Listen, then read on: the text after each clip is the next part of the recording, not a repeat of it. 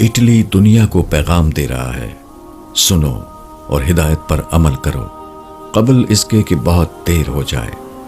Italy سے ایک مراسلہ۔ سلامتی ہو سب کے لیے۔ ہم اٹلی میں رہتے ہیں، اٹلی کے شہر میلان میں۔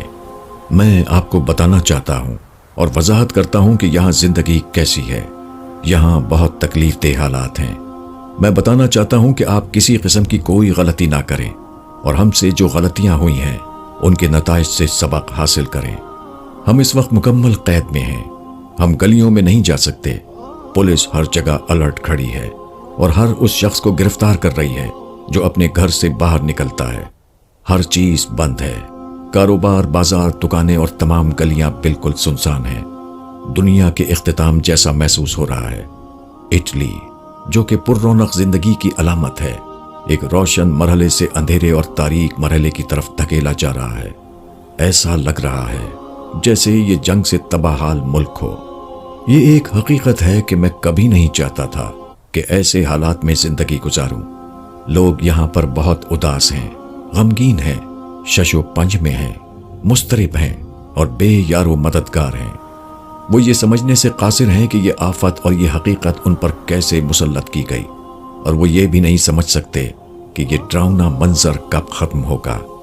سب سے بڑی غلطی جو اٹلی میں کی گئی تھی وہ یہ تھی کہ اس وائرس کے پہلے حملے کے وقت لوگوں نے اس کو سنجیدگی سے نہیں لیا، بلکہ اپنی معمول کی زندگی میں مصروف رہے، کام کاج کی خاطر گلیوں میں چلتے پھرتے رہے، گھومتے رہے، اور وہ سمجھتے رہے کہ یہ لطف اندوز ہونے کا موسم ہے۔ دوستوں سے ملنا جلنا اور شادی وغیرہ کے اجتماعات میں شامل ہونے کی وجہ سے سب نے غلطی کی، اور آپ بھی وہی غلطی کر رہے ہیں۔ میں آپ سے ہاتھ جوڑ کر فریاد کرتا ہوں اور یہ کہتا ہوں کہ آپ احتیاط کریں۔ یہ نہ تو کوئی ہنسنے کی بات ہے اور نہ ہی کوئی مذاق کی بات ہے۔ اپنی اور اپنے پیاروں کی حفاظت کریں، اپنے والدین اور دادا دادی اور نانا نانی کی حفاظت کریں۔ یہ بیماری ان کے لیے بہت خطرناک ہے۔ یہاں روزانہ 200 لوگ مر رہے ہیں۔ اس کی وجہ یہ نہیں کہ اٹلی میں ادویات نہیں ہیں، بلکہ اعلیٰ قسم کی ادویات موجود ہیں۔ ان اموات کی وجہ یہ ہے کہ کسی کے لیے کوئی محفوظ جگہ نہیں ہے۔ ڈاکٹر حضرات یہ طے کرنے کی کوشش میں ہیں کہ کس کو بچائیں اور کس کو مرنے دیں۔ یہ سب اس لیے ہو رہا ہے کہ لوگوں نے ابتدا میں حماقت کی اور اپنے شب و روز کو معمول کے مطابق رہنے دیا اور بیماری کے نئے ماحول کے مطابق حفاظتی اقدامات نہیں کیے۔ برائے مہربانی آپ ان غلطیوں سے سیکھیں۔ ہم ایک چھوٹے سے ملک میں رہنے والے ہیں اور ایک بہت بڑے سانحے سے گزر رہے ہیں۔ اب غور سے سنو۔ ہجوم والی جگہوں میں مت جاؤ، عوامی مقامات میں مت کھاؤ پیو، زیادہ تر وقت اپنے گھر کے اندر گزارو۔ محکمہ صحت کی ہدایات کو غور سے سنو اور ان پر سختی سے عمل کرو۔ ان کو مذاق مت سمجھو۔ ایک دوسرے سے بات کرتے وقت کم از کم 1 میٹر کا فاصلہ رکھو۔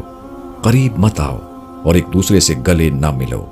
احتیاطی تدابیر اختیار کرو اور دوسروں کی غلطیوں سے سبق حاصل کرو۔ ہم آپ کو مشورہ دیتے ہیں کہ وائٹامن سی استعمال کر کے اپنے جسم کی قوت مدافعت کو مضبوط بناؤ۔ طبی عملے کے ساتھ تعاون اس بیماری کے خاتمے میں مددگار ثابت ہو سکتا ہے۔ اٹلی سارے کا سارا قید خانے میں تبدیل ہو چکا ہے، جس کا مطلب ہے 60 ملین لوگ قید میں ہیں۔ یہ سب کچھ روکا جا سکتا تھا اگر لوگ حماقت نہ کرتے اور ابتدا میں ہی احکامات پر عمل کر لیتے۔ اپنا اور اپنے محبت کرنے والوں کا خیال رکھیں۔ اس پیغام کو زیادہ سے زیادہ لوگوں تک پہنچائیں۔